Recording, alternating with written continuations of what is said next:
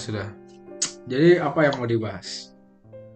Ini Kita bakal bahas apa itu penyimpangan nilai-nilai Pancasila di Orde Lama, Orde Baru, sama era globalisasi.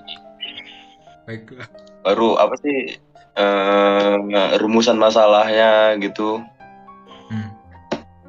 dari Orde Baru, Orde Lama, sama apa era globalisasi ini. Orde Lamahan.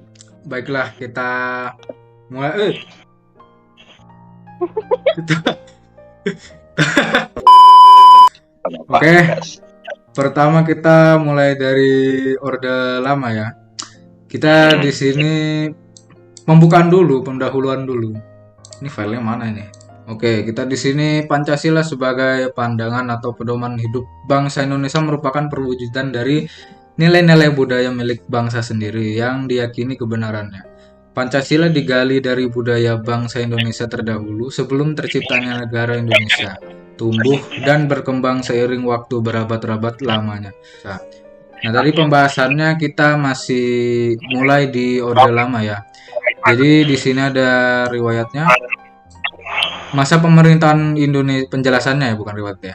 Masa pemerintahan Indonesia Orde Lama berjalan sekitar 23 tahun, yaitu dari tahun 1945 sampai 1968 di bawah kepemimpinan sang proklamator Presiden Soekarno. Ya, kepemimpinan Presiden Soekarno. Penyebutan Orde Lama merupakan istilah yang diciptakan di bawah rezim Soeharto, yaitu masa Orde Baru. Selama di bawah pemimpinan Soekarno, Indonesia menerapkan sistem ekonomi bergantian dari sistem ekonomi liberal, kemudian diganti menggunakan sistem ekonomi komando. Sistem ekonomi liberal ditetapkan saat sistem pemerintahan parlementer diterapkan di Indonesia. Adapun kekuasaan Orde Lama berakhir pada 1967 setelah dikeluarkannya surat perintah 11 Maret yaitu Super Semar. Ada rumusan masalah di sini. Apa saja penyimpangan dari nilai Pancasila yang terjadi pada masa Orde Lama, Orde Baru, dan era globalisasi? Dan tujuannya juga mengetahui apa saja penyimpangan dari nilai-nilai Pancasila yang terjadi pada masa Orde Lama, Orde Baru, dan era globalisasi. Oke. Yang pertama, penyimpangan nilai Pancasila yang terjadi pada Orde Lama. Pada masa Orde Lama, Pancasila mengalami ideologisasi yang artinya Pancasila berusaha untuk dibangun, dijadikan sebagai keyakinan dan citra bangsa Indonesia. Pada masa Orde Lama dapat dikatakan sebagai masa pencarian bentuk implementasi Pancasila, maka penerapannya pun berbeda-beda. Oleh karena itu, sempat terjadi beberapa penyimpangan terhadap Pancasila pada masa Orde Lama. Contoh penyimpangan nilai Pancasila pada Orde Lama adalah sistem pemerintahan terlalu mengarah kepada ideologi liberal. Pada periode 1950 sampai 1955, penerapan Pancasila lebih mengarah kepada ideologi liberal. Pada sistem ideologi liberal, lebih menekankan hak-hak individu, yang berarti sistem ini sangat memprioritaskan kebebasan individu ya. Seperti kalau yang sekarang kebebasan individu kayak negara Amerika Serikat itu ya, dia sistemnya lebih membebaskan individu ya. Jadi ya boleh aja melakukan yang tidak seperti Indonesia gitu. Jadi yang sebesar-besarnya dalam segala aspek seperti negara itu. Jadi hal ini bertentangan pada sila keempat karena pada saat itu sistem pemerintahan ini tidak adanya musyawarah mufakat karena setiap keputusan selalu berdasarkan suara terbanyak parlemen bukan dari adanya pengambilan suara atau musyawarah. Itu. Jadi kita bakal lanjut yang kedua, penyimpangan nilai Pancasila yang terjadi pada Orde Baru. Silakan siapa Orde Baru? Ini dulu ya. Oke. Orde Baru dulu itu ya. mau pakai pendahuluan lagi. Oke. Orde Baru itu menggantikan Orde Lama ya, yang merujuk pada era pemerintahan Soekarno. Orde Baru itu lahir dari diterbitkannya surat perintah 11 Maret Super Semar pada tahun 1966. Kemudian menjadi dasar legalitasnya Orde Baru bertujuan meletakkan kembali tatanan seluruh kehidupan rakyat bangsa dan negara pada kemurnian pelaksanaan Pancasila dan Undang-Undang 45. Orde Baru berlangsung dari tahun 66 hingga 98. Dalam jangka waktu tersebut, ekonomi Indonesia berkembang pesat, meskipun hal ini terjadi bersamaan dengan praktik korupsi yang merajalela. Nah, lalu di sini penyimpangannya. Orde Baru adalah masa pemerintahan yang dipimpin oleh Soeharto sebagai presiden selama lebih dari 30 tahun, dari tahun 68 sampai tahun 98. Kehadiran Orde Baru, Orba, membawa perubahan terhadap pemahaman Pancasila di Indonesia. Pancasila berhasil dipertahankan sebagai ideologi dan dasar negara Indonesia. Namun, di balik perubahan tersebut, ternyata tetap terjadi penyimpangan-penyimpangan terhadap Pancasila pada era Orde Baru. Masa kepemimpinan Presiden Soeharto memang banyak menuai kontroversi dari masyarakat. Salah satunya, kebijakan fusi parpol, penggabungan partai politik. Alhasil, tidak sedikit pemberitaan di media yang mengkritik kebijakan pemerintah pada masa Orde Baru yang tidak mau menerima kritikan. Pun memilih untuk membredel banyak media massa. Tujuan pemberedelan pers itu untuk menghalangi adanya berita kritis terhadap pemerintah. Soeharto melarang penerbitan beberapa media massa dan melarang mereka beroperasi selama 2 pekan. Kebijakan yang membungkam media massa atau pers ini bertentangan dengan nilai-nilai sila keempat, di mana pemerintah melarang masyarakat untuk mengemukakan pendapatnya dengan membungkam pers. Jadi orang-orang pemerintah di Orde Baru ini berusaha agar apa yang mereka lakukan tidak terekspos keluar, ya karena secara rahasia lah, dan tidak dibuat untuk umum, karena kalau mereka melakukan itu mungkin ada masalah yang bakal terjadi. Mungkin masalah bukan hanya sekedar di tahun 98, mungkin sebelumnya juga ada sesuatu yang mereka sembunyikan tapi kita nggak tahu. Ya, yang membuat media dibungkam. Jadi salah satu yang ketahuan itu mungkin di tahun 98 doang. Ya. Duh, suaraku ada ndak sih?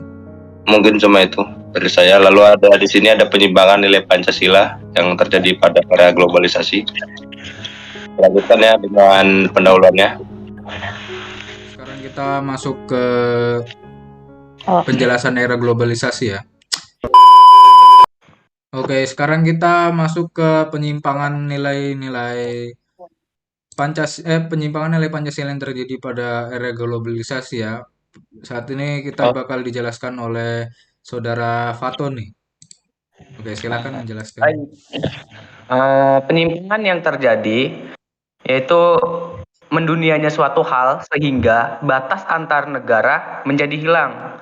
Globalisasi itu didukung oleh berbagai faktor seperti perkembangan teknologi, transportasi, ilmu pengetahuan, telekomunikasi, dan sebagainya, yang kemudian berpengaruh pada perubahan berbagai aspek kehidupan dalam bermasyarakat.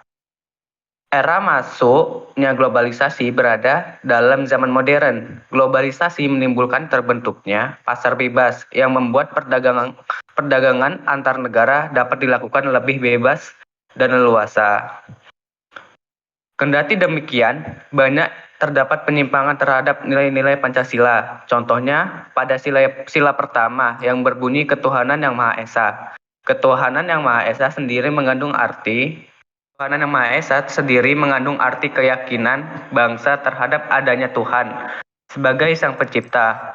Bangsa Indonesia merupakan bangsa yang religius. Setiap individu berhak memeluk agama sesuai keyakinan masing-masing, tetapi saling menghormati dan tidak diskriminatif antar umat agama. Contoh penyimpangan pada sila pertama yaitu gerakan radikal kelompok tertentu yang mengatasnamakan agama, tidak ada sikap toleransi pada sesama, fanatisme yang bersifat anarki, pembunuhan, dan lain-lain. Sekian dari saya. Baik, tadi kita sudah mendengar penjelasan bentuk penyimpangan yang terjadi pada Orde Lama, Orde Baru, dan era globalisasi. Oke, saat ini kita ada di bagian penutup ya, di bagian kesimpulan dan saran. Nah, kesimpulan dan saran ini akan dibacakan atau akan dijelaskan oleh saudari siapa nih namanya? Saudari Sabita ya, atau si Fadil?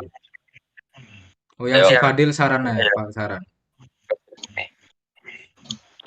Oke, jadi di bab 3 penutup ini kita ada kesimpulan mengenai penyimpangan dari masa Orde Lama, Orde Baru, dan juga pada era globalisasi.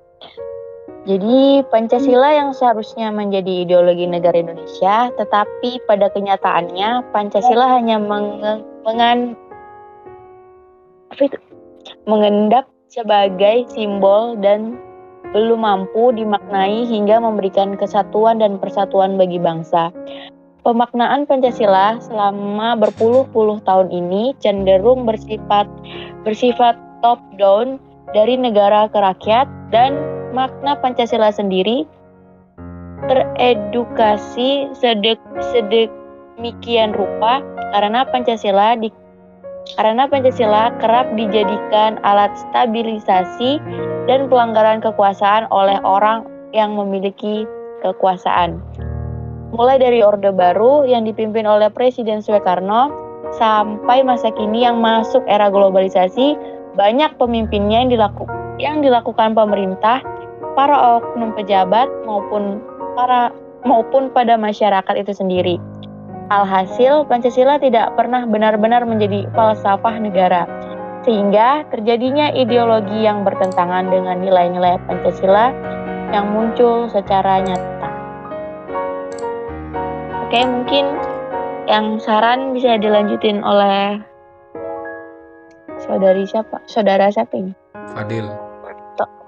Penyimpangan yang terjadi ini seharusnya warga negara Indonesia, khususnya pemerintahan dan orang-orang yang mempunyai kekuasaan, sadar dan lebih bisa berdialog dalam hidup bersama melalui nilai-nilai Pancasila. Selalu menghargai harkat dan martabat orang lain, tidak berbuat perbuatan tercela seperti menghina dan sebagainya. Harkat dan martabat manusia juga harus dijunjung dengan cara yang adil dan beradab. Saling mencintai sesama manusia, mengedepankan rasa kebangsaan bersama untuk persatuan dan kesatuan antar warga negara Indonesia yang akhirnya akan membawa kedamaian dan ketentraman antar sesama warga Indonesia.